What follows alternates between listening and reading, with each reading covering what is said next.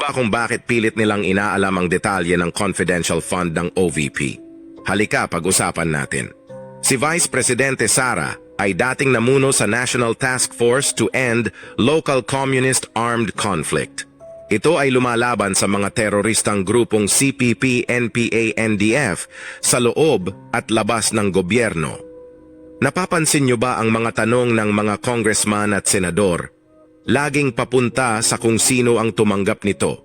Dahil lahat ng tumanggap nito ay informant ng gobyerno. Alam naman natin na ang ibang mga senador at congressman ay suportado ang mga teroristang ito. Hindi lang suportado kundi miyembro pa sila nito. Kaya kahit ang COA ay tumatangging ipubliko ito sa kadahilanang malalagay sa panganib ang buhay ng mga informant pati na ang mga pamilya nila. Galit na galit ang mga ito dahil humina ang armadong pakpak nila sa mga komunidad. Dahil na rin sa agresibo si VP Sarang labanan ang mga ito. Hindi naman bago sa inyo ang mga balitang mga estudyanteng napapatay sa mga engkwentro ng mga militar sa bundok. Kaya malalakas ang loob ng mga yan dahil suportado pa ng administration ang mga pinaggagawa nila.